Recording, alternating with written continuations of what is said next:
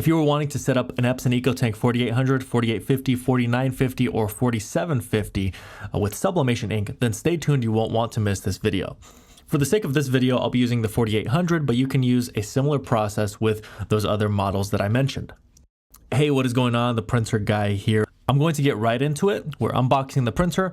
Now, the regular ink that comes in the box, you don't want to use that. If we're turning this into a sublimation printer, you're going to set those aside. You can sell them, recycle them, give them away, but do not install them into the printer. Later on in this video, you'll see the sublimation ink that was used for this printer.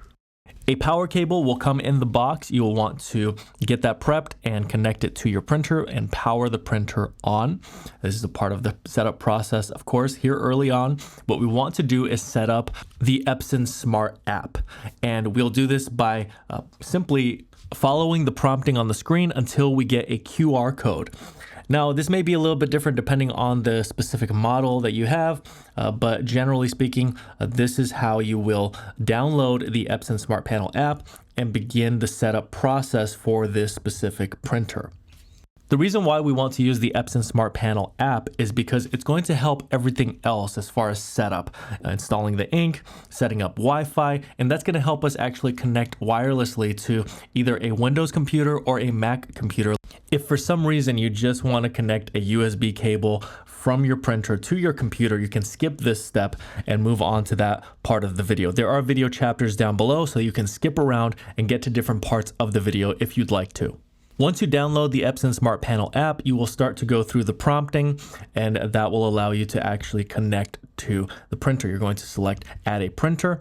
It's going to search for your printer. Your printer, as long as it's powered on, will emit a Wi-Fi signal. This is what you're seeing here. This does not mean that you are connected to Wi-Fi. It simply means that this is the way where you can connect from your mobile device to your printer in order to complete the setup. Wi-Fi setup will be later on in this video. Now, this is important, is whatever Wi-Fi you want to connect your printer to, you want to make sure that this smartphone that you are using is connected to that same Wi-Fi network. And at this time, you'll have the opportunity to do that if you are not already connected to a Wi-Fi network. All right, so once that is complete, we then move on to installing the Sublimation Ink bottles. Be sure to follow the instructions on how to install ink bottles from your mobile device. Now remember, do not install the Epson ink bottles that came in the box. Instead, you'll want to install a sublimation ink like this one from Best Printers that is linked down in the description below. This is an autofill style bottle. You don't want to use any other ones because this is going to be the most simplified way to install sublimation ink into your Epson EcoTank printer. Now you're going to install all of the colors as you would install the regular ink, meaning that the same method that applies, the same instructions that apply for the regular ink apply to this sublimation ink. There's no difference. It's simply the type of ink that you are using that changes. Now you'll want to make sure that you're installing the right ink bottle color to what is indicated on the printer. Now, this is a product that here at Best Printers, we constantly are using. Every design that you see here on our channel has been printed with Best Printers ink. This design in particular is from one of our partnered influencers. And here are some examples of some of the prints I was able to do with the Best Printers sublimation ink. Very high quality, very durable. This is a good product that, as I said, we're constantly testing and improving this product to meet our standards, and you can see our standards by watching our videos and by taking a look at the sublimation playlist on our YouTube channel. That is where we have done tons of projects with this sublimation ink. So again, link down in the description below, and hopefully this information was helpful. Okay, going back to the Epson Smart Panel app, we want to make sure that the ink that we install is to the top line. So if it's not, you'll want to make sure to buy some additional ink so that you can fill that up and make sure it's at the top line. Pretty much always, you want to keep it pretty full so that you can prevent clogs. Now, once you have selected that you have installed the ink, you will go through an initialization process that will take about 10 to 15 minutes. You can choose to adjust at this time, or you can skip the adjustment. You can choose to set up fax, but you really don't have to if you're going to be using this for sublimation, and I would just select no. You can always set that up later.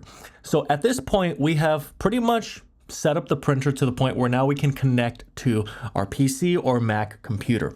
And this includes laptops as well. But the first thing we want to do is go into our network settings and actually connect to Wi-Fi, because until we connect to Wi-Fi, it's going to be difficult to connect to these other devices unless we're using a USB cable, which I'll show you here later on in the video.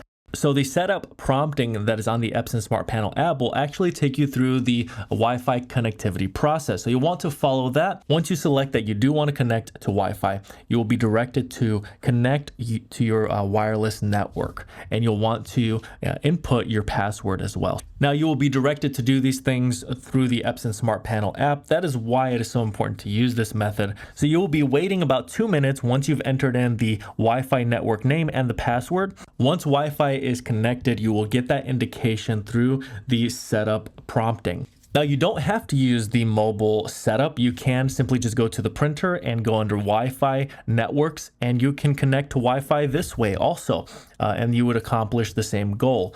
All right, we've installed the Sublimation Ink. We are connected to Wi-Fi. We now are ready to actually connect to our computer. As I have been alluding to, you can connect directly with a USB cable. You simply take an A to B USB cable that is meant to connect printers to computers. You'll take one end, connect it to the printer, and then you'll take the other end and plug it into your PC. Really, with Mac, you can technically connect, but I wouldn't recommend it with Mac. You would have to have some type of extender, especially with the newer Mac devices. All right, the other end gets plugged into your PC. This is a Windows PC, a Lenovo. Doesn't have a tower, but this is the setup. If you had a tower, you simply would connect it to the tower. Regardless of how you will be connecting to the printer, direct connection or wireless, you will want to download the driver for this printer. Now you can use the CD that is included in the box, but you really can just go to Google, type in your Epson EcoTank model, the 4800 in this instance, and type in driver after it.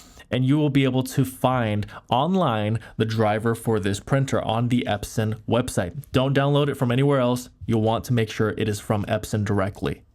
You'll be taken to a page that is a download page where you can select the specific operating system you're running with Windows. It's most likely Windows 11. Select that. You're selecting your country. You could be outside of the United States. You would select that at this time. And here we have the printer driver. Now you're going to hit download, agree, and you are going through a prompting mechanism once again. At this point, you'll want to save this file to your desktop because you're going to be downloading it. This is the app that will help you download the software. You'll see it here on the screen here momentarily. There it is for your specific printer model. And you want to make sure that it has your specific printer model name in the name of the file. All right, at this point, you're going through a series of downloads to get to the point where you actually have the driver downloaded onto your PC. You can, of course, do this with a Windows laptop as well. But basically all that to say this is a much longer process, of course, than what I'm going to speed this up to look like here on screen. So just keep in mind, this may take you 10 to 15 minutes, maybe longer, to install this driver on your computer.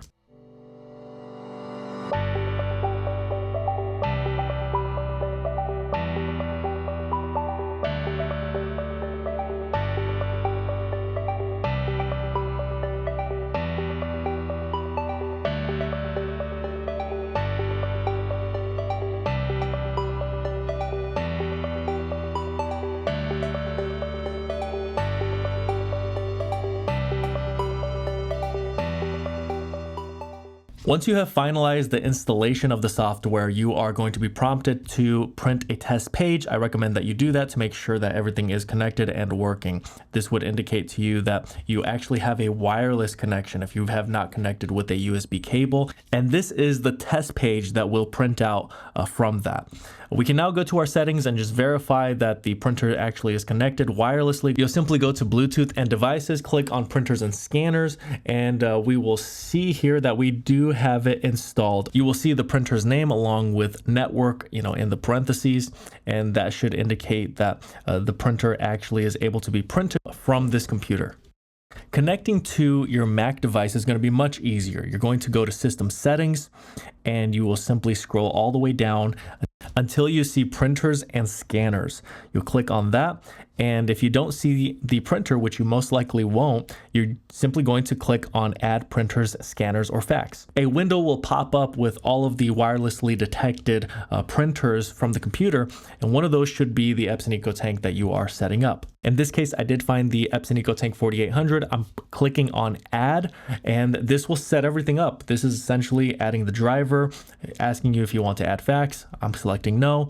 And that's it. You're connected. It's a very simplified process with the Mac operating system. Very important that you know that on the back left corner of the printer, you have access to your maintenance box. You can swap this out at intervals. If you are doing a lot of printing, you'll want to check on this probably every 3 to 6 months, even if you don't get a service message code on your display. Along with Sublimation Ink, you will want to use sublimation paper, of course, to start printing your designs. Here at Best Printers, we do sell sublimation paper. It is linked down in the description below. All right, and we are almost done with the setup process. At this point, we want to print a nozzle report. So we're going to go to our settings.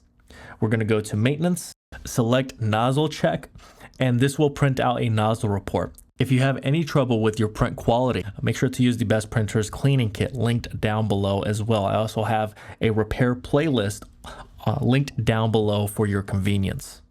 That is, if you're dealing with low quality or you're missing colors, you'll want to address that at this time. But you should see a nozzle report that looks just like this. All your colors are printing well, and you are ready to get started with your sublimation printing projects. Thank you so much for watching until the end of this video. I handpicked 2 videos that are here on the screen for you to watch next. Also consider subscribing to this channel. There's so much helpful content for you if you're a printer owner. So I look forward to seeing you again in another video.